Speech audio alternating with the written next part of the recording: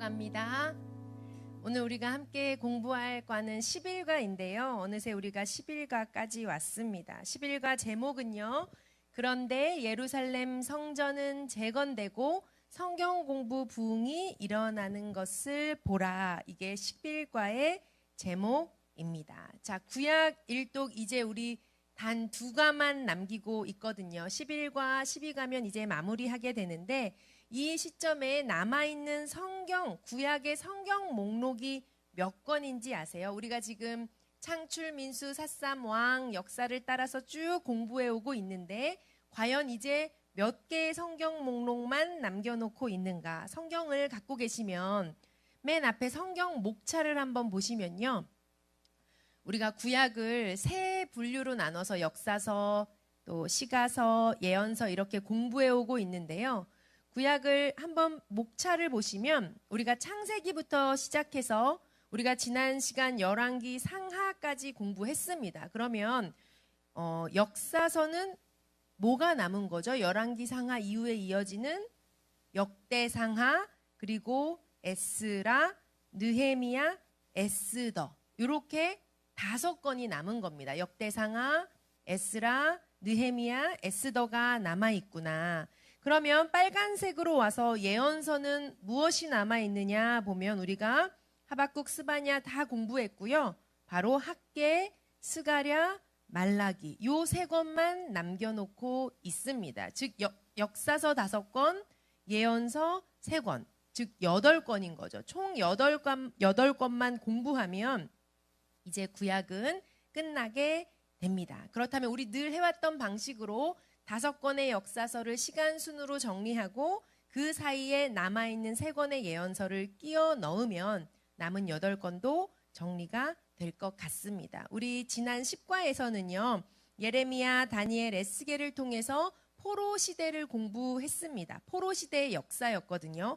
그렇다면 그 다음 이어지는 포로 시대 다음으로 이어지는 성경의 역사는 무엇인가? 바로 예레미야의 예언대로 정말 70년 만에 포로들이 귀환하는 이야기, 또 다니엘과 에스겔의 예언대로 정말 성전이 재건되는 이야기입니다. 이것은 포로 귀환 역사입니다. 자, 그렇다면 이 중요한 포로 귀환 역사는 어디에 쓰여져 있나?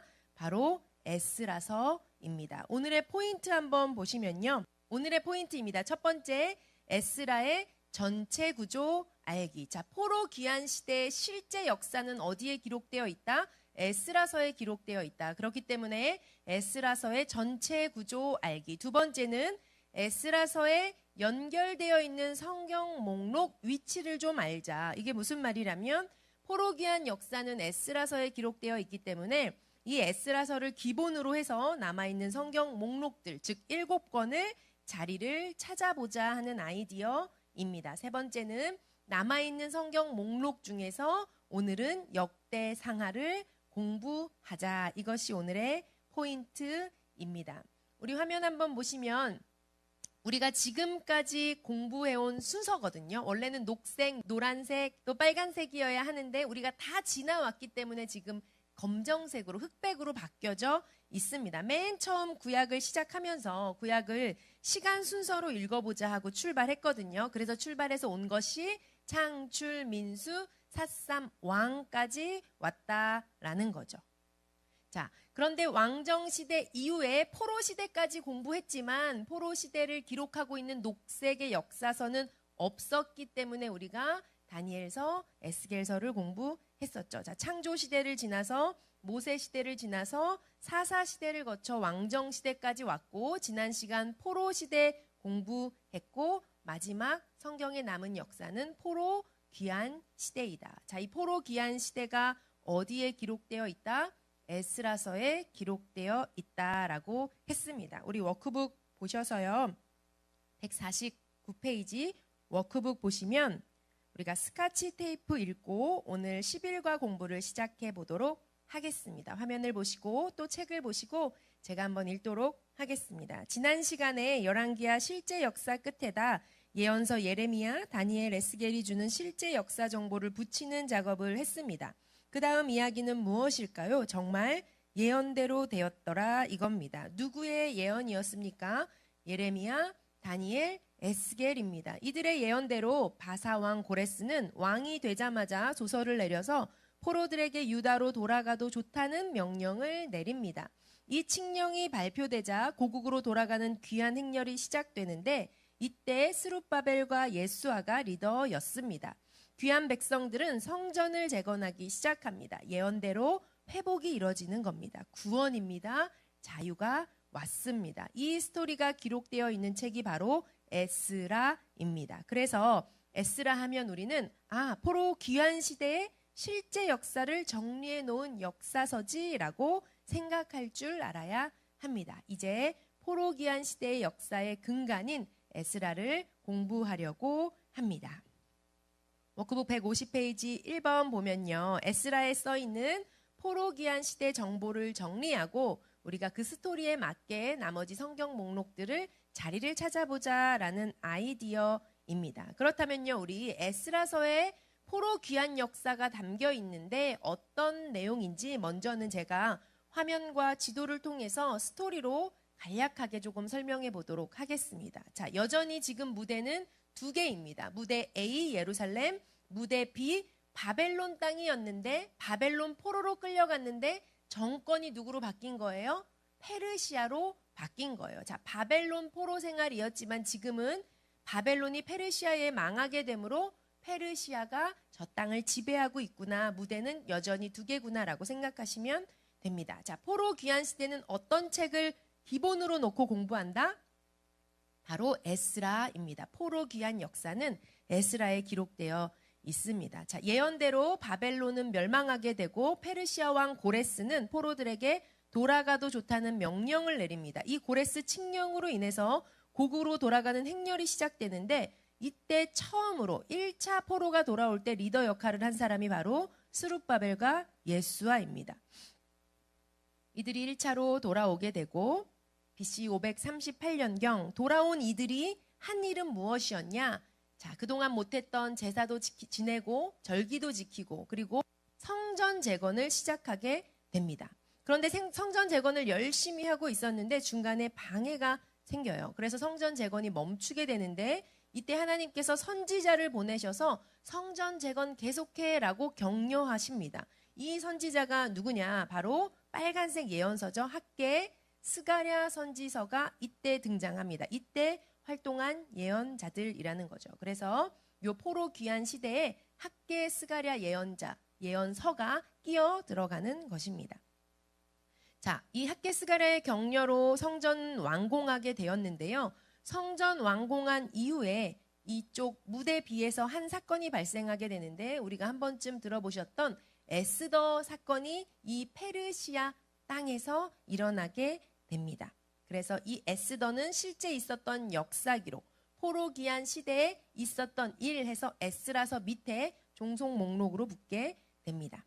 이 이후에 이 에스더 사건 이후에 또 포로들이 귀환하게 되는데 이때는 2차 포로 귀환, 이때 돌아오는 사람이 에스라입니다. 에스라가 리더가 되어서 2차 포로 귀환을 하게 됩니다. 에스라는 본국에 돌아와서요, 백성들을 가르치는데 말씀을 가르칩니다. 그래서 에스라가 사용한 교과서 같은 책이 있는데 그 책이 무엇이냐? 바로 역대상하입니다. 에스라가 백성들을 가르쳤구나. 그 책이 바로 역대상하구나 라고 생각하시면 좋을 것 같습니다. 이후에 3차로 느헤미야도 돌아오게 되고요. 3차 귀환이죠. 이 느헤미야는 무너졌던 성벽을 개축하는 일을 하게 됩니다. 역사서입니다. 그래서 느헤미야가 여기 에스라 뒤에 붙게 되고요. 그리고 구약의 맨 마지막 선지자 말라기가 이때쯤 활동합니다. 그래서 말라기 예언서인데 여기 느헤미야 근처쯤에 이때 활동했기 때문에 붙습니다. 포로 귀환의 역사를 간략하게 스토리로 얘기했는데 이 내용이 어디에 기록되어 있다? 바로 에스라서에 기록되어 있습니다. 에스라서를 기준으로 해서 지금 나머지 7권의 성경 목록들을 조금 정리해 본 것이죠.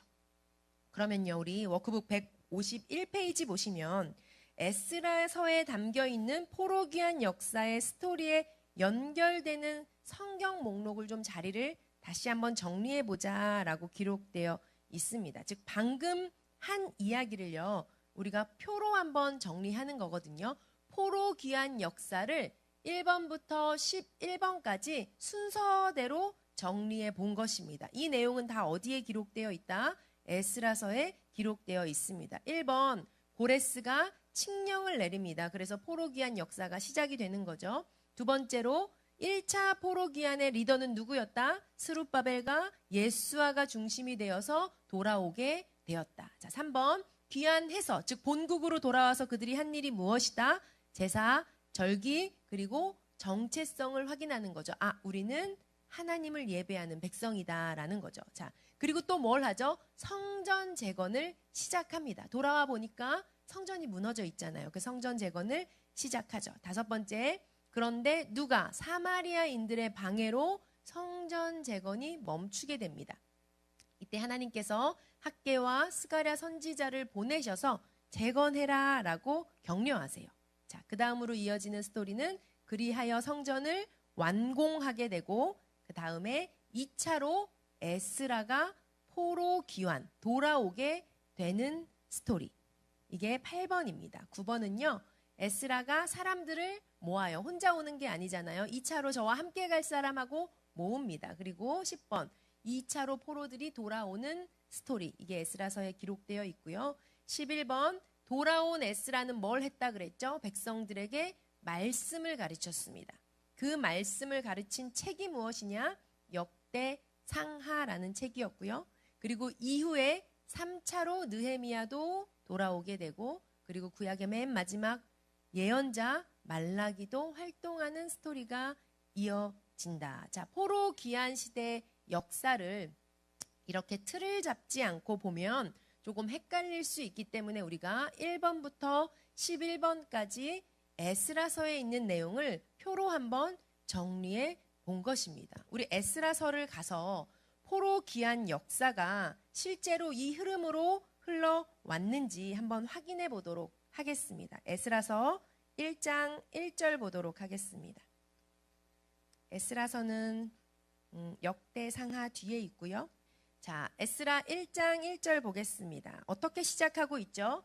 고레스의 칙령으로 시작하고 있습니다. 고레스의 칙령으로 자 1장 1절 바사왕 고레스 원년에 즉 왕이 되자마자 이 사람은 칙령을 발표합니다. 그 내용은 무엇이냐? 3절 보시면요. 이스라엘의 하나님은 참 신이시라. 너희 중에 그 백성된 자는 다 유다 예루살렘으로 올라가서 이제 하나님의 성전을 건축하라라고 이야기합니다. 즉 돌아가도 좋습니다라는 허락을 해준 거죠. 페르시아의 포로 정책은 유화 정책, 편안하게 해주는 정책이었습니다. 그래서 돌아가라라고 합니다. 그 다음으로 이어지는 이야기는 에스라 2장 1절 보시면요. 자, 뭐라고 기록되어 있습니까? 옛적에 바벨론 왕 느부갓네살 얘기가 나오죠. 자, 느부갓네살 때 바벨론 포로로 끌려왔던 사람들요. 이제 돌아가도 좋습니다. 유다로 돌아가도 돼요. 그래가지고 2절 보시면 스룹바벨과 예수아가 중심이 되어서 포로 귀환했다라고 기록되어 있습니다. 자, 그러면 이게 몇 차 포로 귀환인 거예요? 1차 포로 귀환인 거죠. 이 스토리가 에스라서에 기록되어 있는 것입니다. 자, 돌아와서 이들이 한 일이 뭐라 그랬죠? 돌아와서 이들이 한 일은 절기와 제사와 성전 재건을 시작했다 그랬죠. 자, 3장 3절 보시면요. 우리가 그냥 기본 틀만 눈으로만 빨리빨리 확인하고 있습니다. 실제 이 11개 역사가 정말 에스라서에 기록되어 있나 확인하고 있는 건데요. 3장 3절 보시면 예수아와 스룹바벨이 돌아와서 자, 후반부에 보면요. 뭐라고 되어 있죠? 그들이 모세의 율법에 기록된 대로 번제를 그 위에서 드리려 할세. 2절 내용을 제가 읽었네요. 자, 3절 보시면요. 그들이 아침 저녁으로 여호와께 번제를 드렸고 4절에 보면 기록된 규례대로 초막절 즉 절기죠. 이거 하나님께서 지키라고 했던 절기였죠. 초막절을 지켜라라고 하셨던 그 말씀대로 절기와 제사를 드리고 있는 모습입니다. 이 이후로 보시면 10절 보면요. 3장 10절. 그리고 그들이 한 일이 무엇이냐? 성전의 기초를 놓다. 즉 성전 무너진 성전 재건을 시작한 것입니다. 그리고 나서 4장 4절 한번 보시면요. 성전 재건을 열심히 하고 있었는데 누가 사마리아인들이 나타나서요. 이 백성들이 성전 재건하는 것을 방해합니다. 24절 보시면요. 예루살렘에서 하나님의 성전 공사가 그래서 중단되었다라는 거죠. 자, 성전 재건을 시작했는데 중단되었더라. 자, 중단되었기 때문에 하나님께서 선지자 2명을 보내시는데 그것이 누구냐? 5장 1절 보시면요. 학개와 스가랴 선지자를 보내셔서 재건해라. 다시 힘을 내서 성전 재건해라 라고 예언하게 하십니다. 이로 인해서 백성들은 어떻게 하죠? 열심히 성전 재건을 해서 6장 15절 보시겠습니다. 6장 15절 보시면 다리오 왕 때에 성전 일을 끝내니라. 즉 성전 완공을 하게 됩니다. 자, 성전 완공 이후에 일어나는 일이 뭐가 있었죠? 자, 7장 12절 보시면요. 이 이후에 2차 포로 귀환으로 에스라가 백성들과 함께 돌아오게 됩니다. 즉 아닥사스다 왕이 페르시아 왕인데 에스라에게 포로 귀환으로 즉 돌아갈 수 있는 기회를 줘서 에스라는 어떻게 하느냐? 8장 1절 보시면요. 사람들을 모아서 우리 바벨론 땅에 있는 사람들 그러나 나와 함께 돌아갈 사람들을 모읍니다. 이 모아서 이들과 함께 유다로 2차 포로 귀환을 하게 되죠. 돌아와서 그들이 한 일은 9장 10장에 기록되어 있습니다. 자, 제가 아까 처음 시작할 때 포로 귀환의 역사는 어느 책에 기록되어 있다?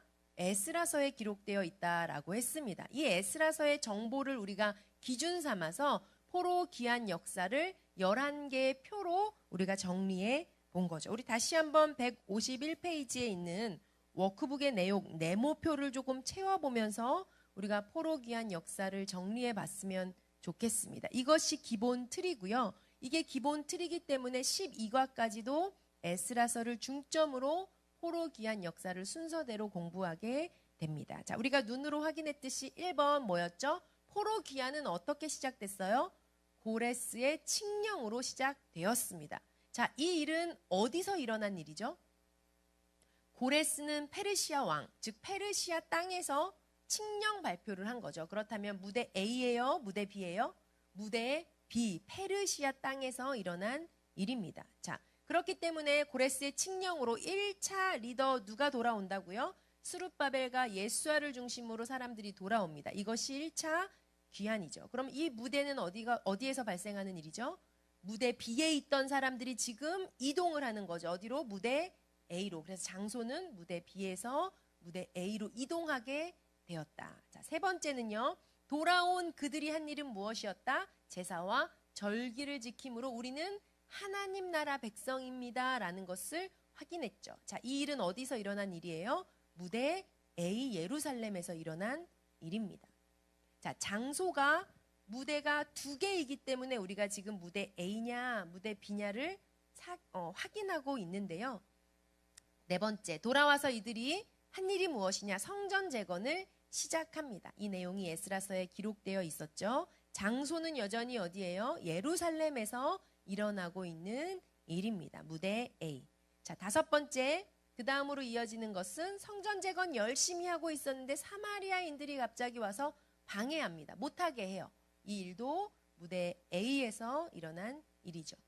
자, 그 다음으로 이어지는 일은 성전 재건이 중단되니까 하나님께서 선지자를 보내시죠. 그게 누구예요? 학개와 스가랴 선지자를 이때 보내세요. 그래서 뭘 격려할까요? 계속해서 성전 재건해, 이런 내용이겠죠. 어디에서 일어나는 일이에요? 여전히 무대 A. 그러다 보니까 이쯤에 연관된 성경 목록으로 뭐가 등장하는 거예요? 예언서, 학개와 스가랴가 이때 연결되는 것입니다. 에스라를 타고 오는 포로 귀환 시대의 역사 중에 성경 목록이 발생하고 있는 거. 예언서 2권, 학개와 스가랴입니다. 일곱 번째, 그래서 성전 재건을 완공하게 되어 여전히 무대 A에서 예루살렘에서 일어나고 있는 일이고요. 성전 재건을 완공한 후에 한 사건이 발생하게 되는데 그게 무엇이냐? 바로 에스더 사건입니다. 페르시아 땅에 여전히 남아있었던 유다 민족에게 닥친 위기, 이 위기를 에스더 왕후를 통해 극복하는 스토리, 실제 역사고요. 그렇기 때문에 녹색의 역사서, 그런데 이때쯤 발생했다. 에스더입니다. 8번째, 이 에스더 사건 이후에 또 아닥사스다 왕이 이번엔 에스라에게 예루살렘에 돌아가도 좋습니다라고 허락해줘요. 그래서 에스라가 2차 포로 기한의 기회를 얻습니다. 이것은 지금 어디에서 일어나고 있는 일이에요? 페르시아 땅에서 일어나고 있는 일이죠. 그래서 무대 B입니다. 9번째로, 그렇기 때문에 에스라가 저랑 같이 함께 갈 사람 하고 사람을 모집하게 되죠. 여전히 무대 B, 페르시아 땅에서 일어나는 일이고요. 그리고 2차로 이제 포로 백성들이 에스라와 함께 본국으로 돌아오게 됩니다. 그래서 발생 장소는 무대 B에서 무대 A로 이동. 돌아와서 무엇을 했을까요? 에스라는 성경 말씀을 가르쳤습니다. 백성들에게. 무대 A에서 일어나는 일이고요. 그 교과서 같은 책이 무슨 책이었다? 역대상하입니다. 그리고 이때 에스라를 뒤이어서 3차로 느헤미야도 귀환하게 되고요. 무대 B에서 무대 A로 돌아오는 거겠죠. 그리고 이때 구약의 맨 마지막 예언자 에스라와 느헤미야의 시대쯤 말라기도 활동하게 됩니다. 그래서 여기에 연관된 성경 목록은 역대상하, 느헤미야, 말라기가 이 부분에 들어가게 되는 거겠죠. 포로 귀환 역사는요, 우리가 간단하게 표로 정리해보자라고 했지만 사실 그렇게 간단하지는 않습니다. 왜냐하면 실제 포로 귀환의 역사 사이에 막 성경 목록들이 발생을 하다 보니까 마치 유다 말기 역사의 예언서들이 막 등장하는 것처럼 포로 귀환 시대도 조금 복잡한 부분이 없지 않아 있습니다. 그러나 우리가 에스라서를 중심으로 해서 그 줄기를 잡고 그 틀에다가 그때그때 발생한 사건들을 끼워 넣으면 정리할 수가 있다라는 거죠. 그래서 오늘 처음 보시면 조금 어렵고 헷갈릴 수 있지만 이 틀만 오늘은 잘 잡아두시면 다음 시간까지 공부할 때 우리가 이해가 될 것 같습니다. 포로 귀환 시대의 정보 우리 1번부터 11번까지 정리했는데요. 워크북 152페이지 보시면 그러면 남아있는 성경 목록 8권, 즉 우리가 살펴본 에스라서를 기본으로 깔고 나머지 7권을 이어서 붙였는데 그 각 권을 조금 정리한 내용이 있습니다. 먼저 반가로 1번 보시면 에스라서는 뭐라고 기록해 놓으면 좋으실까요? 포로 귀환 역사를 기록한 역사서. 간단하게 이것만 기억하시면 좋겠죠. 에스라서는 뭐다? 포로 귀환 역사를 기록해 놓은 실제 역사서이다. 그러니까 녹색이겠죠. 두 번째로 학계 스가랴서입니다. 성전 재건을 하고 있었는데 멈추게 됐어요. 이때 하나님께서 두 예언자를 보내시는 거죠. 그게 누구예요? 학계 스가랴. 이들의 역할은 뭐예요? 성전 재건 계속해라고 격려한 거죠. 빨간색에 해당되는 예언서 2권입니다. 세 번째로는 에스더서. 성전 재건 후에 페르시아 땅에서 일어난 실제 역사인 거죠. 에스더 왕후 이야기. 녹색이겠죠. 실제 역사이기 때문에 녹색의 성경 목록입니다. 그 다음 네 번째는 역대상하. 이 역대상하는 무슨 책이다? 에스라가 포로 귀환에서 백성들을 가르칠 때 사용한 교과서처럼 우리가 쉽게 생각해 보자라고 했습니다. 그래서 녹색의 역사서. 다섯 번째 느헤미야는 에스라 이후에 3차로 포로 귀환한 사람. 즉 그렇기 때문에 에스라와 같이 활동했고 돌아와선 무슨 일을 했나? 무너진 성벽을 세우는 일을 했습니다. 실제 역사, 그렇기 때문에 녹색의 역사서입니다. 마지막 6번째 말라기는 뭐죠? 구약의 맨 마지막 예언자. 그렇기 때문에 빨간색 예언서입니다. 8권의 성경 목록이 남아있는데 이 8권은 어떻게 정리할 것인가? 우리가 지금 에스라서를 기본으로 해서 나머지 성경 목록들을 정리하고 있습니다. 이 8권 중에 특별히 오늘 우리가 공부할 책은요, 역대상하입니다. 이상하죠? 에스라를 공부해야 될 것 같은데 역대 상하가 이번 주 공부 목록이고 또 우리가 이번 주 읽어야 할 책이 역대 상하인 거예요. 시간 순으로 보면 에스라를 해야 될 것 같은데 왜 오늘 성경 우리가 읽을 목록이 역대 상하가 되는지 우리 워크북 153페이지 역대 상하 공부하기 우리 다 함께 읽기 한번 보도록 하겠습니다. 워크북 153페이지 다 함께 읽기 왜 역대 상하를 공부해야 하는지 한번 따라와 보겠습니다. 자, 포로기한 공동체의 역사를 기록한 에스라와 관련된 성경 목록을 우리가 정리 좀 해봤습니다. 이제는 이 목록들을 어떤 순서로 짜 맞춰 읽는 것이 좋을까 생각을 해봐야 되는데, 자, 우리가 지난 시간 에스겔을 읽었고 지금 스토리 흐름상 성전 재건 역사를 기록하고 있는 에스라를 읽어야 맞는 것 같습니다. 그런데 우리가 구약 목록 순서를 보면요, 열왕기상하 다음에 에스라가 이어지지 않고 역대상하가 끼어들어가 있거든요. 아까 우리가 성경책 맨 앞에서 확인했죠. 열왕기상하 다음에는 역대상하입니다. 왜 그렇죠? 한 번 더 왕사 기록이 있다는 거예요. 이 내용은 포로기한 공동체에게 에스라가 가르친 교과서 내용이다라고 우리가 쉽게 생각해 보자고 했습니다. 이것을 염두에 두고 에스라가 포로기한 백성들에게 다시 가르치고 싶어서 기록해 놓은 역대상하를 우리는 먼저 읽어보려고 합니다. 왜 다시 왕사를 읽어야 할까 하지 말고 포로로 잡혀갔다 돌아온 사람들이 배운 내용을 복습하는 의미로 정돈해 봅시다.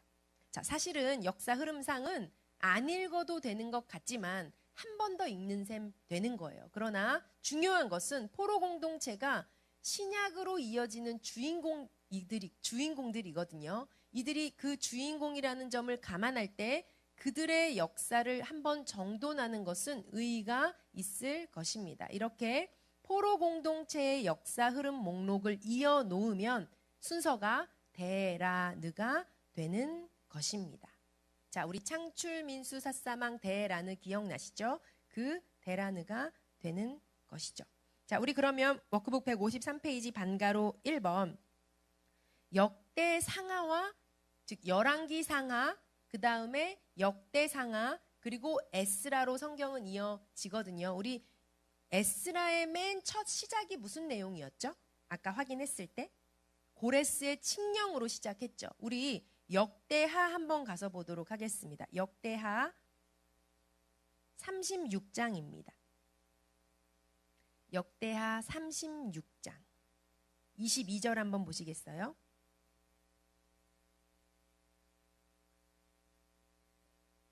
역대하의 맨 끝인 역대하 36장 22절은요. 이렇게 마무리하고 있습니다. 바사의 고레스 왕 원년에 여호와께서 예레미야의 입으로 하신 말씀을 이루시려고 여호와께서 바사의 고레스 왕의 마음을 감동시키심에 그가 온 나라에 공포도 하고 조서도 내려 이르되 23절 바사왕 고레스가 이같이 말하노니 하늘의 신 여호와께서 세상 만국을 내게 주셨고 나에게 명령하여 유다 예루살렘의 성전을 건축하라 하셨나니 너희는 유다로 돌아가도 좋다라는 내용이에요. 자, 에스라가 기록하고 있는 이 역대하의 맨 마지막 무슨 내용이에요? 고레스 칙령이에요. 자, 이 내용 어디에도 있었죠? 에스라의 맨 시작하는 맨 앞부분 1장 1절에도 있었죠. 즉 에스라는요 자신의 이 기록을 역대하와 에스라로 이렇게 연결시키고 있습니다. 자, 그래서 에스라의 기록은 역대하에서 에스라로 연결되는 것, 그래서 데라로 연결되는 것입니다. 즉 역대상하 그리고 에스라로 연결되는 거죠. 자, 이 역대상하는 무슨 책이라고 했죠? 오늘 우리가 공부하고 읽어야 할 이 역대상하는 무슨 책이라고 했죠? 에스라가 포로 귀환한 백성들에게 가르치고 싶었던 내용이다라고 생각하자고 했습니다. 여기서 한번 생각해 봐야 될 것은요. 다니엘 에스겔을 포로 1세대라고 한다면요. 다니엘이 먼저 끌려갔잖아요. 에스라는 어느 정도 시간이 흐른 사람일까요? 자, 다니엘 에스겔이 포로 1세대라고 하면요. 에스라는 그 후손의 후손, 즉 포로 한 3, 4세대쯤이라고 얘기할 수가 있습니다. 즉 그만큼 시간 차이가 있는 거예요. 예를 들면 미국으로 이민을 가서 이민 가면 1세대, 2세대, 3세대 이런 표현 쓰잖아요. 그런 3, 4세대쯤 되는 세대라는 거죠. 그만큼 시간이 흘렀다라는 거예요. 에스라는 태어나 보니까 바벨론 땅인 거예요. 페르시아의 지배를 받고 있는 거예요. 자, 유다의 포로의 역사의 시작은 여호야김 왕 때 다니엘이 포로로 끌려가면서 시작됐잖아요. 그게 BC 605년경이거든요. 그런데 에스라가 포로로 귀환해서 예루살렘에 돌아온 건 BC 458년경입니다. 그러면 에스라 시대 때와 다니엘 시대 때는 거의 한 150년 정도의 차이가 있는 거예요. 즉 포로 시대라고 우리가 말은 하지만 다니엘, 에스겔이 있는 동네랑 에스라가 있는 동네랑은 거리가 150년 가까이 차이가 있다라는 거죠. 다른 동네인 거예요. 다른 동네. 자, 그럼 한번 생각해 보세요. 포로 3세대다. 포로 4세대다. 이런 말은요. 포로 1세대랑은 느낌이 다르죠. 이민 1세대랑 이민 3, 4세대는 완전 다른 거거든요. 이민 3, 4세대 안 가르쳐주면 한국말 못해요. 왜냐하면 미국인이에요. 정체성이. 미국으로 유학 가서 뭐 이민 가서 살면 한 150년 지났다고 생각해 보면요. 그런 것처럼 이 에스라 포로 3, 4세대쯤 된 이 에스라는요. 자, 민족의 정체성, 사명, 뭐 하나님 말씀, 율법 이거로부터 아무래도 많이 흐려지고 약해진 세대일 수밖에 없습니다. 자, 이런 포로 귀한 백성들을 대상으로 에스라는 뭐를 가르치고 싶었을까요? 포로 3, 4세대, 즉 포로 귀환은 했지만 몸은 돌아왔는데 하나님 나라에 대해서 자신의 나라의 역사에 대해서 하나님 나라 존재의 뭐 사명 이런 거에 대해서 잘 알았을까요? 몰랐을까요? 잘 알지 못했어요. 그렇기 때문에 에스라는 가르치고 싶었습니다. 그 핵심이 뭐예요? 우리는 누구인가? 정체성. 우리는 어떤 민족인가? 사명, 존재의 이런 것을 가르치고 싶어 했어요. 우리가 하나님 나라 백성이며 그 하나님 나라 역사는 무엇인지를 가르쳐주고 싶었습니다.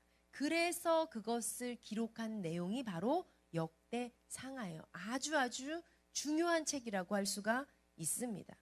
그것을 알아야 왜 우리가 지금 포로로 끌려왔는지, 왜 우리는 포로로 끌려와서 바벨론 땅에서 살게 되었는지 이런 이유도 좀 알게 되겠죠. 그래서요, 에스라는 현재 지금 이 페르시아 땅에서 바사의 지배를 받고 있는 이쯤을 시작으로 해서 거꾸로 거슬러 올라가면서 우리나라의 역사를 얘기해주고 싶습니다. 즉 지금은 포로 시대지만 그 전은 무슨 시대예요? 나라가 망하기 전인 왕정 시대였고, 자 왕정 시대 하면 왕의 대표는 누구예요? 다윗 왕이 생각나고, 다윗 왕 이전에 거슬러 올라가면 누가 있어요? 아브라함이 있을 것이고, 그런데 아브라함이 맨 시작이 아니죠. 아브라함을 더 거슬러 올라가면 누가 있어요? 바로 아담이 있는 거예요. 자, 에스라는요 역사를 타고 올라가다 보니까 누구까지 올라간 거예요? 아담까지 올라간 거죠. 즉 창조주이신 하나님까지 올라간 거예요. 이것이 에스라의 역사관이었습니다. 아담부터 시작된 하나님 나라의 역사.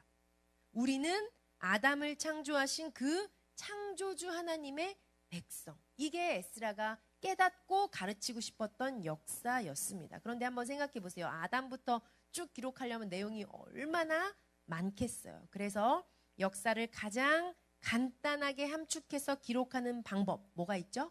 족보. 그래서 에스라는요 족보라는 방법을 써서 자신의 나라의 역사를 기록하고 있습니다. 우리가 역대하 맨 끝을 확인했다면 역대상 1장 1절로 가서 한번 확인해 보도록 하겠습니다. 역대상 1장 1절.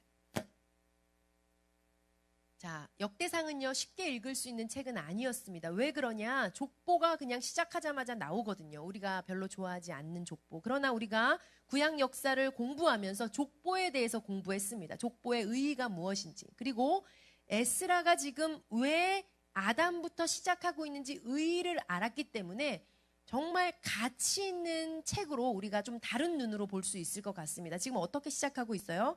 아담, 셋, 에노스. 시작해서 누구로 연결시키죠? 노아. 노아에선 또 누구로 연결시킬까요? 누구를 찾아갈까요? 다윗을 찾고 그 다윗의 혈통을 이어서 쭉 오는 우리 하나님 나라의 역사에 대해서 지금 에스라는 기록하고 있습니다. 포로 3, 4세대쯤 됐고 태어나 보니 바벨론 땅이었음에도 불구하고 에스라가 깨달은 우리나라의 역사, 하나님 나라의 역사, 아담부터 시작하는 창조주 하나님 나라의 역사, 대단한 기록이 아닐 수가 없습니다. 그래서요, 우리가 다시 한번 다이어그램을 좀 정리해 보려고 하는데요. 구약 역사는 창출, 민수, 사삼, 왕, 대란으로 나눌 수 있는데 크게 두 덩어리인 거예요. 어디? 창세기부터 왕정시대까지. 그리고 대란으가 남아있는데 한번 보세요. 역대상하는 어디부터 기록하고 있다? 창조부터 기록하고 있어요. 어디까지 기록하고 있다? 고레스 칙령까지 기록하고 있습니다. 그래서 우리가 도표를 공부할 때 대란은 그냥 대는 쭉 있는 게 아니라 쭉 이렇게 앞에부터 오는 거거든요. 쭉 앞에부터. 이게 무슨 의미예요? 창조 시대부터 출민수 사삼왕을 다 훑고 지나오고 있는 거예요. 아담부터 시작해서 어디까지? 지금 에스라가 서 있는 바사왕 고레스의 시대까지 지금 얘기하고 있는 거예요. 그래서 대는 앞으로부터 쭉 이렇게 아담부터 시작한 즉 창출 민수 사삼왕 대 이렇게 연결되는 거고요. 이 역대상하 이후에 누가 이어지는 거예요? 에스라. 지금 대와 라를 연결시켰죠. 에스라가 그렇게. 그리고 느 이렇게 연결되는 것입니다. 이 대라는 속에 우리가 뭘 끼워 넣는 거예요? 종속 목록인 역사서인 에스더를 여기다 끼워 넣고 사실 지난 시간에 공부했던 다니엘 에스겔은요. 포로 시대 역사였잖아요. 그렇기 때문에 왕정 시대에 붙을 수 있어요? 없어요? 붙을 수가 없었어요. 사실 갈 곳이 없었습니다. 그런데 이 역대상 하에서 창조부터 포로 귀환까지 즉 포로 역사를 쫙 기록하고 있기 때문에 다니엘 에스겔 우리가 지난 시간 읽어서 색깔은 검정색으로 바뀌었지만 여기 역대상하에 붙여 놓을 수가 있는 것입니다. 그리고 남아있는 빨간색 학계 스가랴서 그리고 말라기서를 이렇게 붙여주면 창출 민수 사사망 다이어그램이 완벽하게 소화가 되는 것이죠. 워크북 154페이지에 창출 민수 사사망 대란을 우리가 이렇게 정리할 수가 있습니다. 완성인 거죠. 이 대란의 부분이 조금 헷갈릴 수 있었지만 오늘 공부를 통해서 우리가 이 다이어그램을 완성했습니다. 자, 그렇다면 우리 역대상하 내용을 조금 간략하게 정리하고 그리고 11과 공부를 마무리했으면 좋겠는데요. 154페이지 반가로 3번. 그렇다면 아담으로 시작해서 고레스 칙령으로 마무리되는 이 역대상하라는 책은 무슨 내용일까? 우리가 조금 살펴보기 원합니다. 이번 한 주 우리가 읽을 책 역대상하라고 했는데요. 우리가 그 내용을 조금 살펴보도록 하겠습니다. 워크북 154페이지 다 함께 읽어보기 제가 조금 읽겠습니다. 내용이 길지만 에스라는 어떤 마음으로 이 역대상하를 기록했을까? 우리 에스라의 심정이 되어서 조금 생각해 보면서 읽었으면 좋겠습니다. 자, 성전은 재건되었지만 말씀을 잘 모르는 백성을 보면서 에스라는 안타까웠습니다. 그들은 예루살렘이 멸망한 지 약 100년에서 150년 후에 태어난 사람들이었어요. 그러니 제대로 성경을 배울 기회도 없었을 것입니다. 바벨론에서 태어났고 제대로 교육을 못 받았으니 말입니다. 모세 시대처럼 조상들이 경험한 것을 잘 몰랐을 것입니다. 모세가 과거지사를 소상히 가르쳐서 신명기라는 교육서를 남겨준 것처럼 에스라도 그렇게 한 셈이지요. 그 책이 바로 역대상하다 이 말이에요. 자, 내용인즉 이렇습니다. 약 130년 전 바벨론에 멸망한 유다는 어떤 나라인가? 어쩌다가 이렇게 포로로 오게 되었는가? 유다 나라는 언제부터 시작된 나라인가? 그 뿌리는 어디이며 무엇 때문에 이 나라가 시작되었는가? 유다의 왕은 누구신가? 이런 질문을 배선에 깔고 흐르는 이야기가 바로 역대상하의 줄기입니다. 이 왕은 우주를 창조하신 하나님이시다. 이 왕은 아담을 지으신 분이시니 세계 역사의 왕이시다. 즉 왕 중의 왕이시다. 그의 나라는 다윗 왕조로 대표된다. 다윗이야말로 그 왕의 대리 통치자다. 그렇습니다. 다윗의 길로 가기만 하면 하나님 나라 다윗 왕조는 영원할 것입니다. 다윗 왕조의 스포트라이트를 켜고 다윗 왕 때는 어떻게 예배했는지 포로기한 백성들에게 가르쳐주고 싶어합니다. 에스라는 당시 포로기한 백성을 영적으로 부흥시키고 싶었고 꼭 다윗 왕 때처럼 예배가 회복되기를 바랬던 것입니다. 그는 제사장 겸 학자였기 때문입니다. 에스라는 그때 가르친 내용을 역사서로 재정돈했습니다. 결국 에스라는 자기 백성들의 역사를 가르친 것입니다. 그 책이 바로 역대상하라는 것은 이제 우리가 알고 있습니다. 자, 역대상하는 당시 포로들의 교과서인 셈인데요. 온 열방 가운데 남을 영원한 나라는 창조주의 나라라는 것입니다. 그래서 포로 귀한 백성의 정체성을 추적해 올라가다가 결국 뿌리를 찾아냅니다. 그게 누구냐? 바로 아담입니다. 이스라엘의 하나님 여호와는 우주적인 왕이시며 유다 포로 귀한 공동체는 그 나라의 백성이라는 겁니다. 에스라와 연결되어 있는 역대상하를 이런 관점으로 읽자는 겁니다.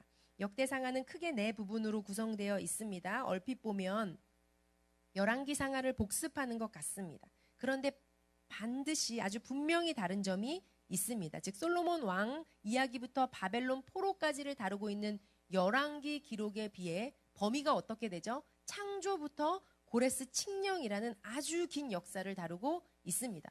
또 북방 이스라엘 왕사는 아예 다루지도 않습니다. 왜 그렇죠? 진정한 왕사는 남유다라는 고집입니다. 포로 귀환해서 성전을 재건하며 살아가는 이들이야말로 영원히 남을 하나님 나라 백성이라는 것입니다.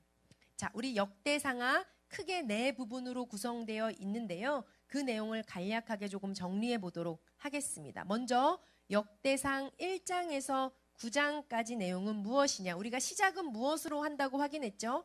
아담으로 시작한다고 했습니다. 자, 아담부터 다윗의 등장 이전까지를 족보로 정리하고 있습니다. 역대기를 보시면요. 다시 한번 역대상 1장 1절 한번 보시겠어요? 아담으로 시작하는 족보. 아담, 셋, 에노스. 그래서 누구를 찾죠? 4절 보시면 노아로 이어지죠. 자, 노아로 이어진 다음에 노아의 아들들 누가 나오죠? 셈, 함, 야벳으로 이 계보를 타고 이 셈의 계보를 타고 누가 등장하죠? 1장 27절 보시면 우리가 잘 아는 아브라함으로 이어지죠. 자, 이 아브라함은 누구를 낳죠? 이삭을 낳고 이삭은 야곱을 낳고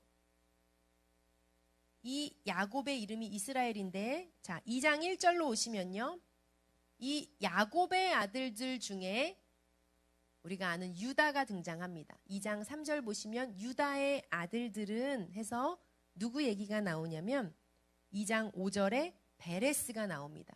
이쯤 되면 생각나는 족보가 있으시죠? 자, 베레스의 계보를 타고 누가 오죠? 보아스가 나오죠?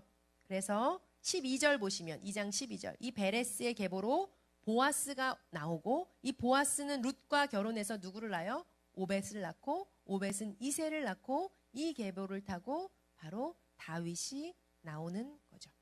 2장 15절 다윗이 등장합니다. 자, 아담으로 시작해서 누구를 향해 가고 있죠? 다윗을 향해 가고 있는 족보입니다. 즉 다윗으로 이어지는 역사를 찾고 있는데요.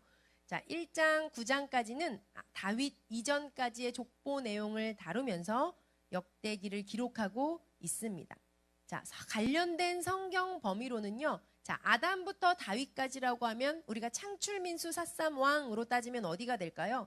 창출 민수 삿까지 이어지겠죠. 화면 한번 보여주시면요. 창출 민수 삿 여기까지가 바로 이 역대상 1장 9장까지의 내용이에요. 연결시키고 있는 것입니다. 창조부터 시작해서 사사기 기록까지.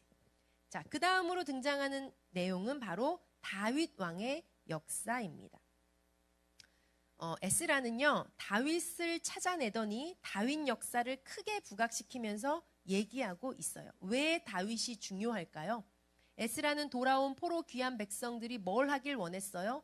예배 드리기를 원했어요. 즉 예배가 무엇인지를 가르쳐 주고 싶었어요. 그러다 보니까 반드시 등장해야 되는 사람이 누군 거예요? 바로 다윗의 예배입니다.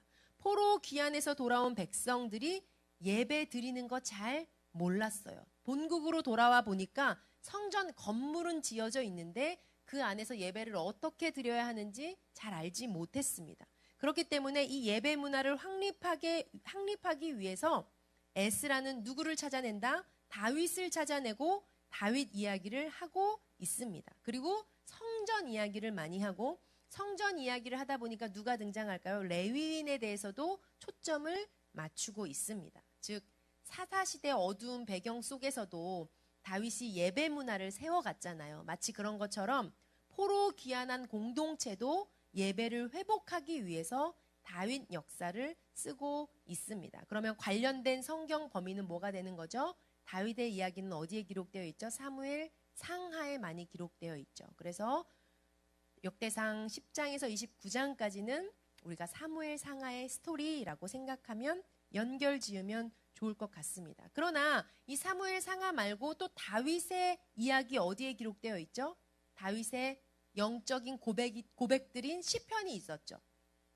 우리가 사실 사무엘 상하를 읽을 때 시편을 다 읽지 않았거든요. 조금 남겨놓았습니다.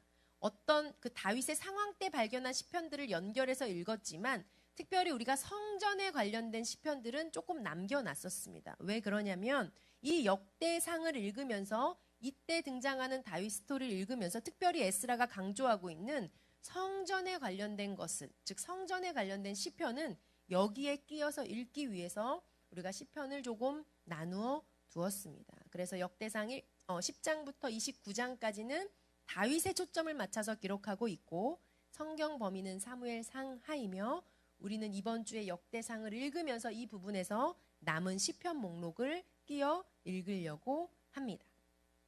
자, 세 번째 역대하 1장부터 9장까지는요. 다윗 이후로 이어지는 누구의 역사? 솔로몬 이야기를 하고 있습니다. 자, 솔로몬 이야기도 중요하겠죠. 왜 그럴까요? 성전 때문에 그렇습니다. 솔로몬 때에 성전이 지어지기 때문이죠. 자, 솔로몬의 역사는 어디에 기록되어 있었죠? 열왕기 상에 기록되어 있었죠. 이렇게 연결시킬 수 있습니다. 그러면 솔로몬 이후의 역사는 마지막까지는 어떻게 이어지는가?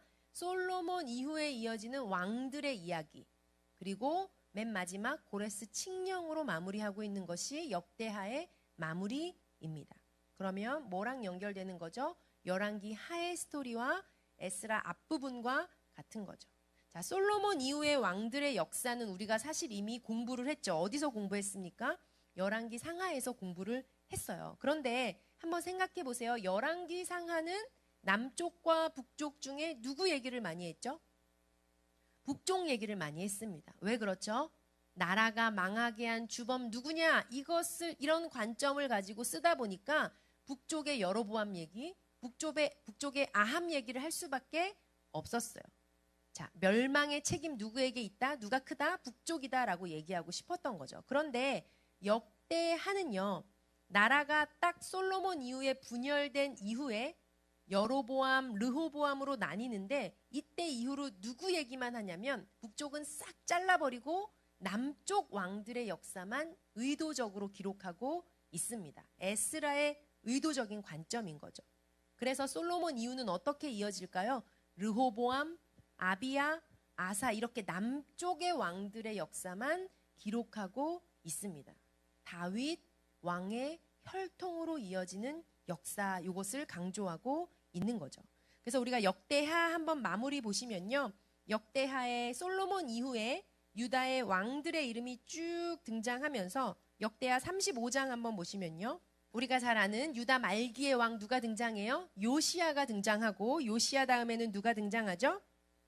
요시야, 여호아스, 여호야김, 여호야긴, 시드기야, 유다의 마지막 왕까지 이 내용이 역대하 35장, 36장의 기록입니다. 36장 11절 보시면요. 유다의 맨 마지막 왕 시드기야가 나오고 유다의 멸망. 자, 그리고 끝이 아니라 그 이후에 무슨 기록이 이어지냐면요. 17절 보시면요. 36장 17절. 자, 하나님이 갈대아는 바벨론이죠. 바벨론의 손에 유다를 넘기셨다라는 내용이 있습니다. 이게 뭐예요? 바벨론 포로 시대 기록인 거죠. 근데 이 기간이 얼마나 됐다? 21절 보시면요. 자, 70년을 지냈다라고 기록되어 있어요. 자, 처음 바벨론 포로로 끌려갔던 BC 605년부터 고레스 칙령의 발표까지 BC 538년. 그러면 70년이 되는 거죠. 그런데 누구의 예언대로 70년인 거예요? 예레미야의 말한 그 예언 그대로 70년 포로 생활. 그리고 22절 고레스의 칙령으로 역대하는 마무리하고 있습니다. 그러면서 에스라 1장에 고레스 칙령으로 시작하면서 연결시키고 있는 거죠. 자, 역대상하는 아담으로 시작해서 고레스 칙령까지의 스토리이다. 우리로서는 어쩌면 창출민수 삿사막 내용을 복습하는 셈인 거예요. 그런데 이미 다 한번 읽은 거 힘들게 읽었는데 왜 또 읽어야 하나 생각할 수 있지만 에스라가 지금 어떤 의의를 가지고 이 책을 기록했는지, 그리고 이 내용을 듣는 사람들은 누구예요? 포로 귀한 공동체예요. 포로 귀한 백성들에게 에스라가 열심히 가르치고 있는 내용이 무엇인가, 그것을 생각하면서 우리도 다시 한번 아담부터 고레스 칙령까지 하나님 나라를 바라보는 안목을 가지고 읽을 수 있었으면 좋겠습니다. 우리 156페이지 마무리 읽고 오늘 공부를 정리하도록 하겠습니다. 마무리 읽겠습니다. 우리가 공부한 내용의 주인공은 에스라입니다. 에스라가 누구입니까? 어린 시절로 추적해 올라간다면 이 아이는 BC 605년 다니엘이 잡혀올 때 잡혀온 사람의 후손일 수도 있습니다. 아니면 그때로부터 8년 후에 에스겔이 잡혀올 때 잡혀온 사람이 후손일 수도 있습니다. 어쨌든 이 아이는 태어나 보니까 페르시아 제국이 다스리는 바벨론 땅에 살게 되었습니다. 대략 시간적으로는 포로로 잡혀온 이후 100년에서 130년 이후에 태어나지 않았을까 생각해 볼 수 있습니다. 점점 자라면서 에스라는 사색을 했습니다. 나는 어디서 태어나서 어디로 가는가? 우리 조상의 하나님 여호와는 바벨론, 아수르, 이집트의 하나님과는 어떻게 다른가? 정말 그분만이 참 하나님이신가? 그렇다면 우리 민족은 왜 포로로 잡혀와서 지금 이렇게 살고 있는가? 그 질문은 모세 오경에 나오는 역사, 창출민, 그리고 거기에 나오는 율법, 레위기, 신명기 이런 내용들, 그리고 그것을 깊이 연구하면서 실마리가 풀려나가기 시작했습니다. 그 이후 역사를 따라가다가 자기 민족의 근세사까지 공부하고 보니 에스라는 결국 깨닫게 되었습니다. 하나님이 이 백성을 택하신 경륜을 저버리고 섞여서 살았기 때문이라는 것이죠. 정체성을 갖고 사명을 감당하지 못한 이스라엘의 죄를 뼛속 깊이 인식했습니다. 모세오경과 유다 말기 예언자들의 예언이 맞아떨어진다는 것도 에스라는 깨달았습니다. 그래서 예언대로 바벨론 포로로 잡혀오게 되었고 자기는 그 후손으로 바벨론에서 태어났다는 사실을 알게 되었습니다. 이 탐구 과정 속에서 에스라가 깨달은 콘텐츠가 있었습니다. 첫 번째, 이스라엘의 하나님 여호와야말로 우주 만물을 창조하신 창조의 하나님이다. 두 번째, 이스라엘의 하나님이야말로 에덴 동산에서 출발한 인류 역사를 주도한 역사의 주인이신 하나님이시다. 세 번째, 아브라함을 택하셔서 결국은 모든 민족으로 복을 받게 하는 사명을 계속 감당해야 한다. 네 번째, 복을 받게 하지 못하면 오히려 정복을 당한다. 섞이면 안 된다. 그 사명을 감당하지 못하면 심판하신다. 그러나 하나님 나라는 계속된다. 에스라는 지도자로 우뚝 섰습니다. 이제는 자기 차례라는 것을 알았습니다. 자기 시대, 오늘 나는 무엇을 해야 하는가? 자기 사명을 사색했습니다. 예레미야의 예언대로 70년 바벨론 포로 생활이 끝났고 다니엘과 에스겔의 예언대로 바사 시대가 열려서 포로들이 본국으로 돌아가서 성전을 재건하고 살고 있습니다. 현재가 과거와 연결돼서 한눈에 자르륵 들어왔습니다. 현재 귀환하여 성전을 재건하고 살고 있는 저 동포들이야말로 창세로부터 시작해온 하나님 나라 공동체 역사를 잇는 위대한 사람들이라는 생각이 들었습니다. 그래서 아담, 셋, 에노스, 노아, 셈, 아브라함, 이삭, 야곱으로 이어져서 모세 시대를 거쳐 사사 시대, 다윗, 르호보암을 타고 흐르다가 왕정 시대를 거쳐 포로로 잡혀와 살다가 다시 돌아가 있는 저 백성들. 현재 저기 예루살렘에서 성전을 다시 짓고 살고 있는 백성들이야말로 하나님 나라가 지금까지 흘러왔다는 것을 증명하는 사람들이었습니다. 정통 하나님 나라의 왕사를 잇는 이 사람들이 귀에 보였던 것입니다. 와, 그래. 하나님 나라는 영원하다. 대제국 바벨론아, 느스대지 마라. 너도 별것 아니다. 하나님 나라만 전 세계 역사 가운데 가장 강한 나라다. 거룩한 나라다. 이 사실을 깨달은 에스라 같은 사람을 통해 하나님 나라는 다시 이어져 가는 것입니다. 이 과정에서 핵심이 뭔지 아세요? 바로 성경 공부입니다. 학사였던 그가 깨달은 내용을 백성들에게 가르침으로 이루어진 것입니다. 구약 성경 마지막 무대에는 이렇게 에스라가 우뚝 서 있습니다. 우리 이 시간 기도했으면 좋겠는데요.